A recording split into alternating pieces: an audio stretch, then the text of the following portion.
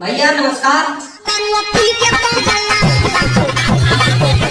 हम BP Chaurasia YouTube channel से, अगर तुम हमारा चैनल में बड़ा हो तो हमारा चैनल को सब्सक्राइब कर लो और वीडियो पे शेयर कर लो।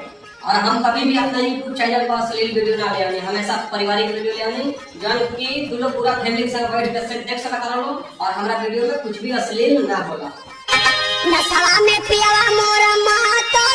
आइए डांस वीडियो देखा लो, वीडियो अच्छा लगी तो हमारा चैनल के करिए सब्सक्राइब और वीडियो को करिए शेयर। जान कि हम फ्री प्रमोशन करेंगे, हमारा कोनो चार्ज नहीं है। अगर तुम अपन वीडियो बनवावे के चाहत रहा तो हमारा यूट्यूब चैनल से मैसेज करा, या चाहे इंस्टाग्राम से मैसेज करा, चाहे फेसबुक से करा, हम तुम्हारे वीडियो खुद बना के दिखा दो। जान कि हम फ्री प्रमोशन करेंगे, हमारा लगे कोनो पैसा के चार्ज नहीं है।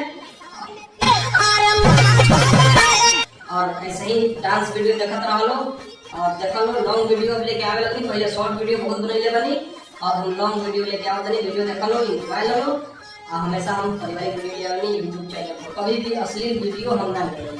वीडियो देख लो, एंजॉय लो।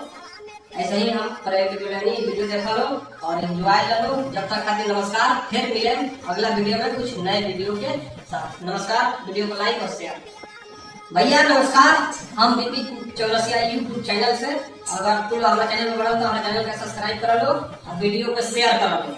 और हम कभी भी अपना यूट्यूब चैनल पर अश्लील वीडियो ना ले आने, हमेशा पारिवारिक वीडियो ले आने, जौन की तुम लोग पूरा फैमिली के साथ बैठ के देख सकता लो और हमारा वीडियो में कुछ भी अश्लील ना होला। आइए डांस वीडियो देखा लो, वीडियो अच्छा लगी तो हमारा चैनल को करिए सब्सक्राइब और वीडियो को करिए शेयर। जौन की हम फ्री प्रमोशन करेंगे, हमारा कोनो चार्ज नहीं है। अगर तुम अपन वीडियो बनवावे के चाहत रहा तो हमारा यूट्यूब चैनल से मैसेज करा, या चाहे इंस्टाग्राम से मैसेज करा, चाहे फेसबुक से करा, हम तुम्हारे वीडियो खुद बना के दिखा दो। जौन की हम फ्री प्रमोशन करेंगे, हमारा लगे कोनो पैसा के चार्ज नहीं है। और ऐसे ही डांस वीडियो देखते रह लो और देख लो। लॉन्ग वीडियो लेके आवे लगी, पहले शॉर्ट वीडियो बहुत बनैले बनी, अब हम लॉन्ग वीडियो लेके आवत नहीं। वीडियो देख लो, एंजॉय लो। हमेशा हम पारिवारिक वीडियो ले आवे यूट्यूब चैनल पर, कभी भी अश्लील वीडियो हम ना ले। वीडियो देख लो, एंजॉय लो। ऐसे ही हम पारिवारिक वीडियो लेनी, वीडियो देख लो और एंजॉय लो। जब तक खातिर नमस्कार, फिर मिले अगला वीडियो में कुछ नए वीडियो के साथ। नमस्कार, वीडियो को लाइक और शेयर।